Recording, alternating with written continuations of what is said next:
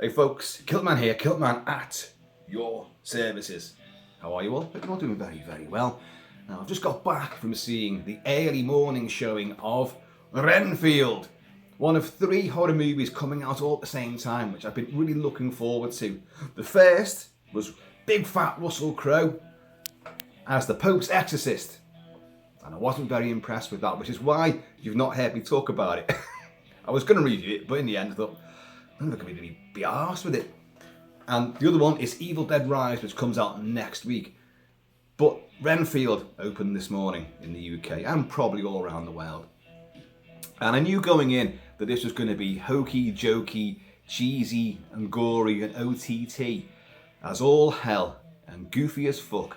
And yep, I went wrong about that.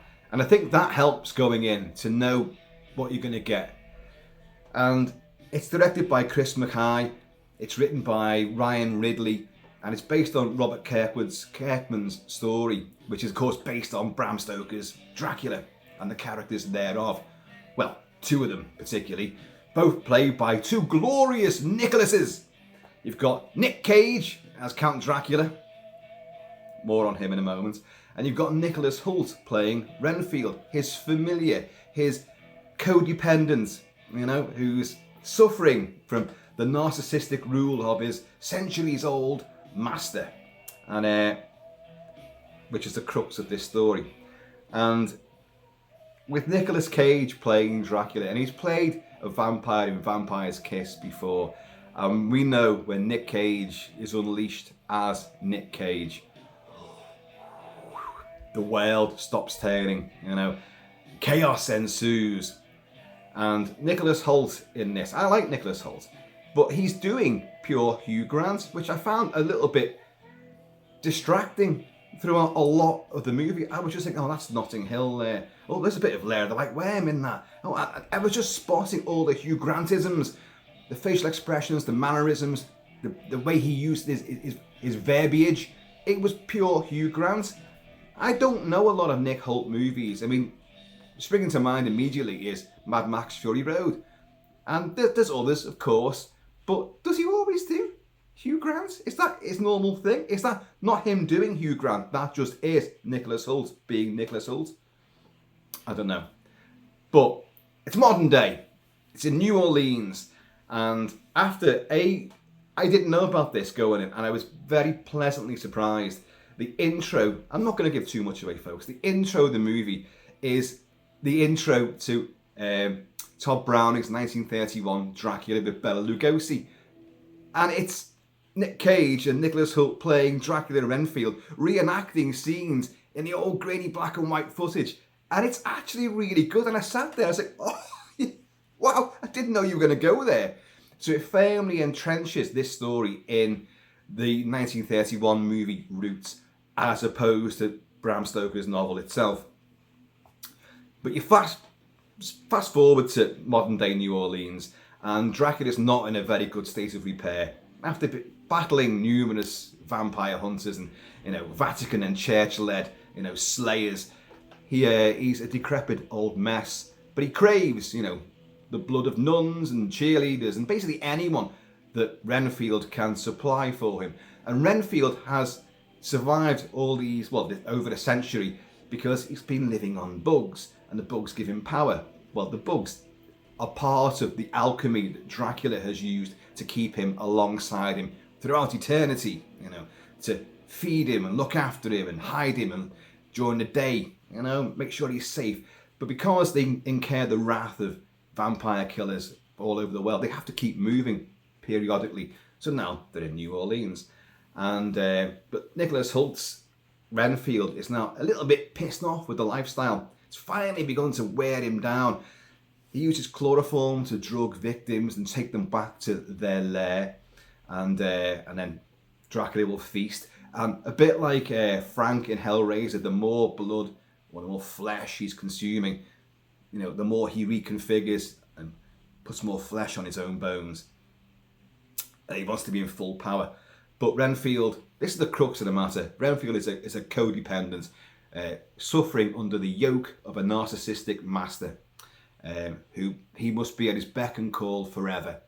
And so he goes to counselling sessions, and he begins to learn that he's got to take control of his own life. And in so doing, he will encounter a New Orleans cop played by Aquafina. More on that. And he'll save her life during a revenge attack. You've got, because into this mix, this already volatile, crazy, gory, neon-lit mix, you've got Eastern European gangsters. Now, think of these guys as a pantomime version of the gangsters you see in John Wick. Yeah, they are that bad.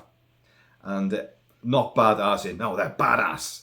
Although they do tote some heavy weaponry and they are quite nasty. But they have a good old time doing it, and they're really very juvenile and childish. And they have lost some drugs. Nicholas Hoult's Renfield has managed to kill the people who took the drugs to take them, to take the victims to Dracula. The drug gang, the gangsters, are now after Renfield because he disrupted their drug flow. And the cops are involved. But half the cops are corrupt. So, I'm already giving too much away.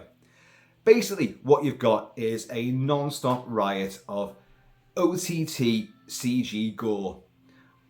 Heads get punched off bodies, arms are severed, guts are laid bare.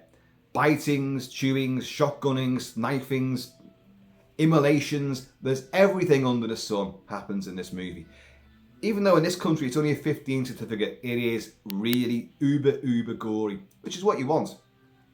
It's also uber sweary.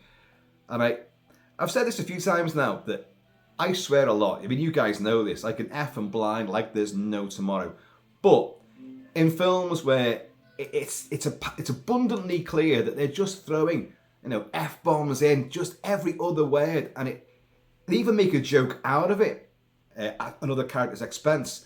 But that was beginning to get a bit tedious as well. The dynamic between Nicholas Hoult and Nick Cage is great. And that's what you're going for. Action aplenty, almost non-stop action. Lots of wire food, because when Renfield consumes the bugs, his eyes will turn feral yellow, and he's super strong. He doesn't get buffed up or anything like that, but he can kick people through buildings and do somersaults and all sorts of crazy, chaotic stuff, which is fun to watch, but it has strayed in from a different movie. It's almost like they kind of, what's another Dracula film which is a bit out there? The Legend of the Seven Golden Vampires, Kung Fu Dracula. Yeah, let's bring lots of chop socky stuff in. And they do. And it's riotously OTT. Now, speaking of riotously OTT, the one person that you expect and demand to be OTT is Nick Cage. Nick Cage, completely unleashed from his own cage. And he is. But the problem you've got is that he seems restrained, even when he's going complete full-bore manic. Because the rest of the film is also very comedic. So because it's already at a level of complete splatstick and complete comedy goofball stuff, he is not that completely beyond the rest of them. I think the film would have been better, much better, if everybody else had played it completely straight and just let him be the elevated, complete tour de force, whirligig that Nick Cage can be. Because it would have worked, I think. That said, he is very good. And contrary to what some reviewers have been saying, because I saw some early stuff saying that he's not even in that much, 20 minutes tops. And it's a short film. It's a mercifully short movie at an hour and 33 minutes. And in today's market, Jesus Christ, that is, thank you. No toilet breaks necessary. Add a couple of bottles of bud in there. Breakfast bottles of bud. Wonderful. And no need to stop the film for me on my behalf. I can make it through. But people saying he's only for 20 minutes. No, I didn't clock it all up, but he's definitely, he's in it a lot. And he is great. His dialogue and his delivery, I don't know how much of it was improv. There could be some, there could be. And his mannerisms are spot on.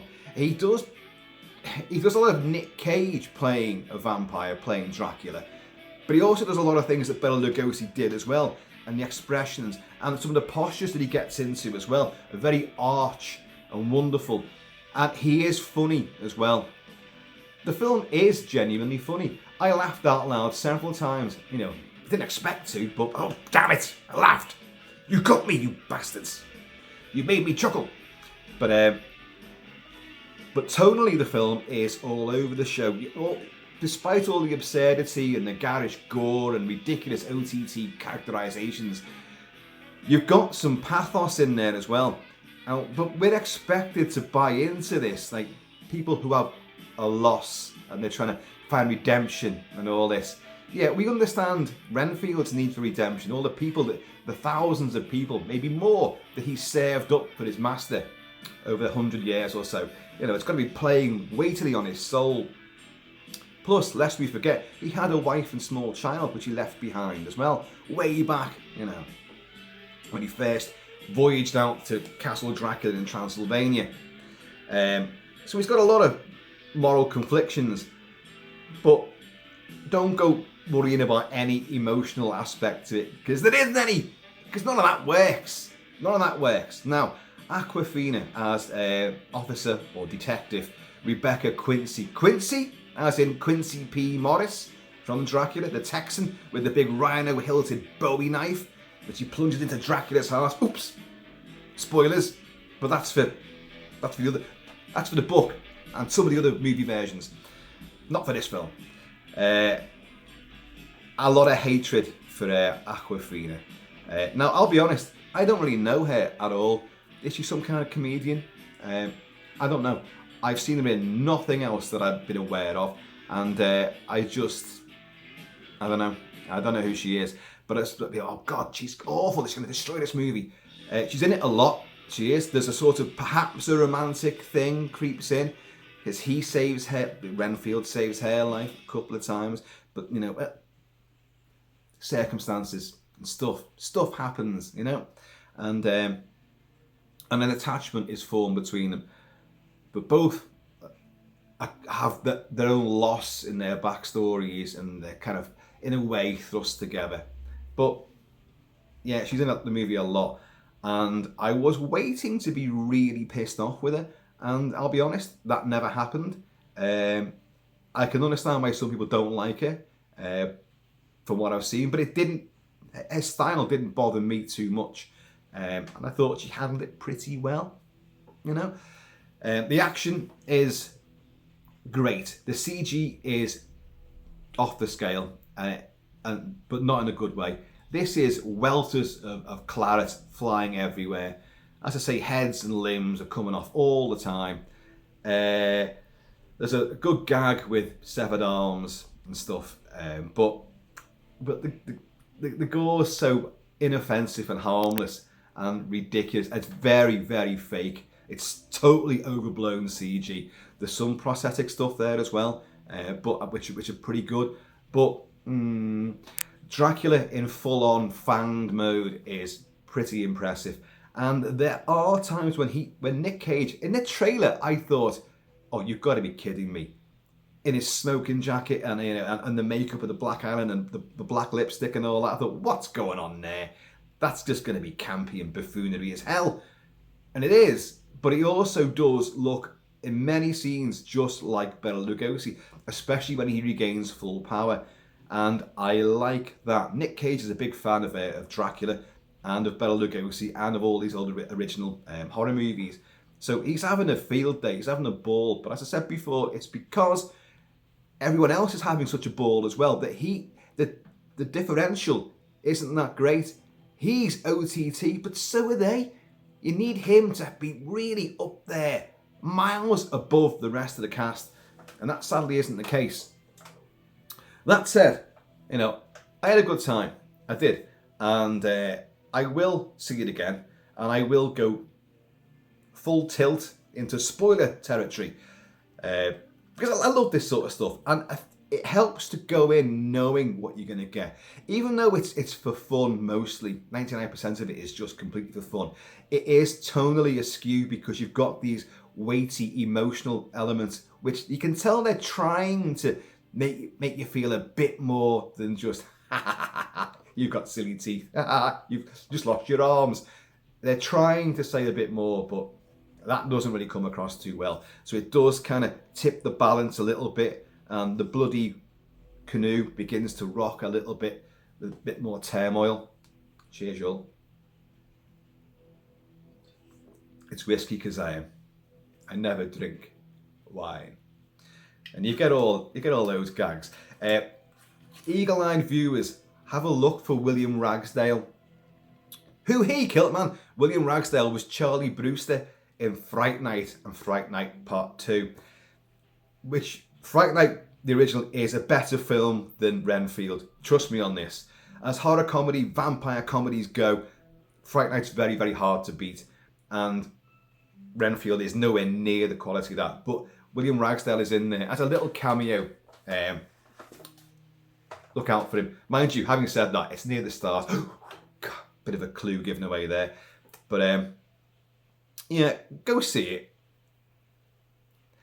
Whether you'd buy it or not on UHD, I don't know. It'll be a colourful experience at the cinema. It looked and sounded great.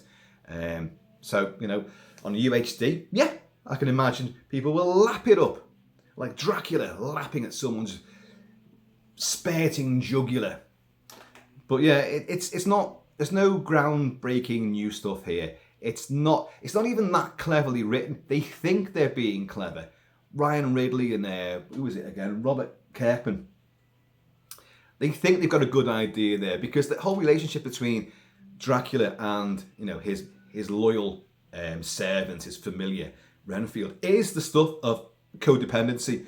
You know, a narcissistic bastard who's completely controlling the life of another individual. You know, but there are ways around that, and we will find out the psychological aspects of this, which again, you've seen it all in the trailer. The trailer shows way too much, way too much, as they always do. But no, so that's some fun. I still think that Nicholas Hoult is just purely channeling Hugh Grant, because my God, that I was massively distracted almost every time he opened his mouth to speak on the things he said, and the way he said them, and his mannerisms, his gesticulations, is everything about Nicholas Hoult just roared out, I want to be Hugh Grant. The same way that Nick Cage has gone, I am Bela Lugosi. I'm hamming it up as only Bela could, but I'm bigger, better, broader than Bela. And yet he is. And I wish this was a real proper showcase for him. If you're a Nick Cage fan, you are going to love this. You are. It's just that you'll probably see what I mean. He should be the only one that's acting like Nick Cage, and all the other comedy and sarcasm should be, you know, put a lid on that, put a coffin lid on it, and try and keep it at bay. Let him do all of that, and then it would have been something even more spectacular. As it is now, it's just Big Trouble in Little China, and it's nowhere near as good as that, by the way. It's Big Trouble in Little China meets Legend of the Seven Golden Vampires meets Bela Lugosi. That's pretty much the way it transpires. Meets Seinfeld with a lot more swearing.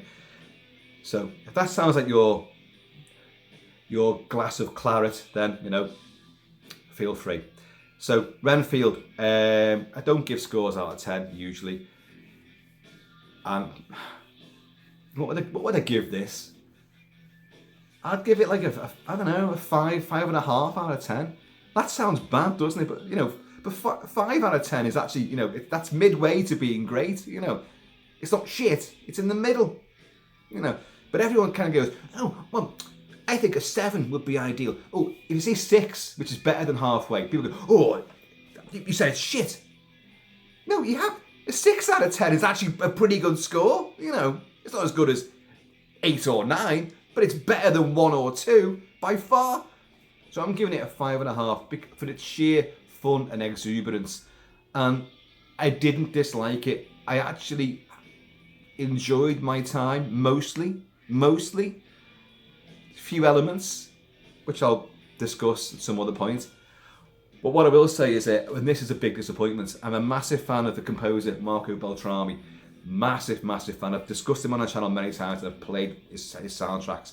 I would be playing the soundtrack right now to Renfield, except that A, I haven't got it. But I haven't got it for the simple reason, I would have bought it today. But the problem is, having watched the film, his fucking music's barely in it. It's all bloody songs. It's all songs. That's not his score. His score's barely in there.